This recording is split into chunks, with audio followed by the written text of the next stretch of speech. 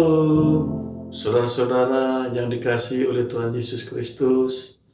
Renungan malam edisi 2 Februari 2024, yaitu terdapat dari kitab 1 Korintus pasalnya yang ke-9, ayatnya yang ke-1 sampai ke-15, masuk dalam perikop hak dan kewajiban Rasul. Saya akan membacakan kembali 1 Korintus 9 ayatnya yang ke-13 sampai ke-14. Firman Tuhan berkata demikian.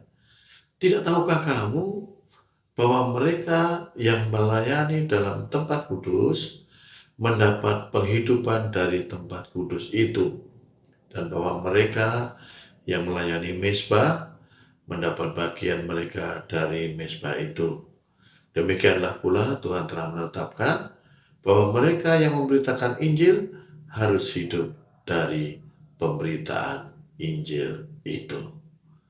Saudara-saudara, saya mengambil tema firman Tuhan malam ini, upah pelayan Tuhan. Saudara-saudara, kalau kita berbicara mengenai upah pelayan Tuhan didapatkan dari pelayanan di tempat kudus mezbah Tuhan. Setiap pekerja pasti patut mendapatkan upahnya. Ini adalah prinsip Alkitabiah. Ini juga adalah hak dari setiap orang yang telah melakukan kewajiban dan juga tugasnya. Upah adalah hasil atas akibat dari suatu perbuatan. Perhitungan upah telah dimulai pada masa Abraham dalam Kejadian 15 ayat yang ke-1. Firman Tuhan di sana berkata, "Janganlah takut Abraham, akulah perisaimu, upahmu akan sangat besar."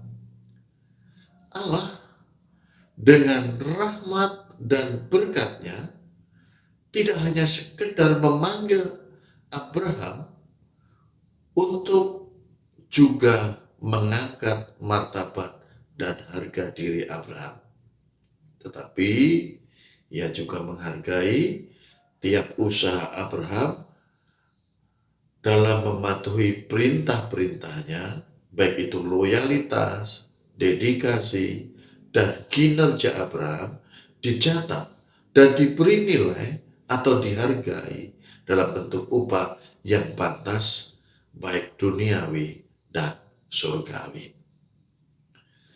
Alkitab dalam Perjanjian Baru memberi indikasi kuat tentang upah lahiriah pelayan para hamba Kristus sebagaimana yang tercatat di dalam nas kita 1 Korintus 9 ayat yang ke-13 sampai ke-14 tadi. Firman Tuhan Allah tersebut memberitahukan kepada kita bahwa Tuhan telah menetapkan upah kerja para hambanya tanpa menentukan persentase ataupun nominalnya. Mari kita belajar dari nas ini. Yang pertama, yang melayani di tempat kudus mendapat penghidupan dari tempat kudus. Pada kalimat yang pertama dari 1 Korintus 9 ayat yang ke-13 dan 14 ini tertulis, mereka yang melayani tempat kudus mendapat penghidupan dari tempat kudus. Siapakah mereka itu? Alkitab Perjanjian Lama mengatakan Tuhan mengangkat imam dari kaum Lewi untuk pelayanan tempat kudus. Keluaran 25 ayat ke-8 sampai ke-9. Artinya para imam itu bertanggung jawab secara penuh atas terselenggaranya kebaktian umat Israel dalam kemah pertemuan yang dibantu oleh para Lewi. Mereka bertindak sebagai juru damai antara umat pilihan Israel dengan Allah. Mereka juga memimpin, merawat yang sakit, memelihara, menuntun pertumbuhan rohani, bahkan bertanggung jawab atas kekudusan umat di hadapan Allah. Dengan demikian, jemaat Tuhan diberi tugas untuk memperhatikan kebutuhan atau keperluan para gembala, atau para guru, para pengajar jemaat yang ada di dalam tempat kudus itu. Hal yang kedua, yang melayani mezbah mendapat bagian dari mezbah.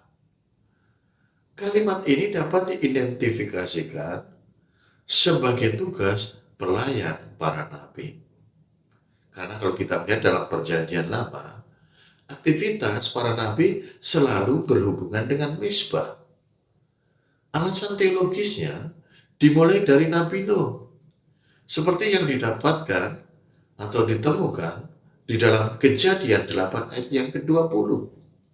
Dikatakan di sana, firman Tuhan berkata, lalu Nuh mendirikan mezbah bagi Tuhan dari segala binatang yang tidak haram dan dari segala burung yang tidak haram, diambilnyalah beberapa ekor. Lalu ia mempersembahkan korban bakaran di atas mezbah itu. Pelayanan mezbah di sini diartikan secara rohani sebagaimana pelayanan terhadap pribadi-pribadi yang memiliki kehidupan yang menyembah roh dan kebenaran, sehingga kehidupan mereka supaya boleh berkenan di hadapan Tuhan. Apa makna firman Tuhan ini bagi kehidupan kita? Saudara-saudara, jemaat Tuhan, kita sebagai anggota gereja, melalui nas ini kita diingatkan.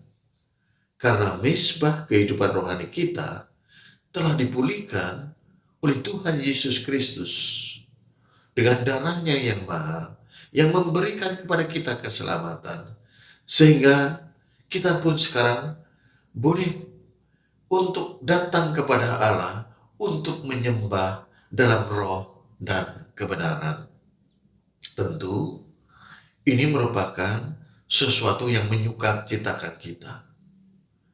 Dan dengan rela hati, dengan ketulusan kasih, kita pun pasti mau memperhatikan kehidupan jasmania dari para nabi yang telah bekerja melayani bersama dengan gembala, bersama dengan guru untuk pembangunan sekaligus perkembangan iman percaya kita sebagai anggota tubuh Kristus, supaya keberlangsungan hidup kita senantiasa boleh bermakna di hadapan Tuhan.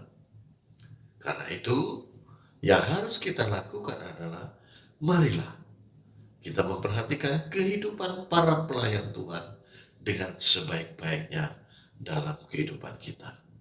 Kiranya Tuhan memampukan dan memberkati kita. Amin.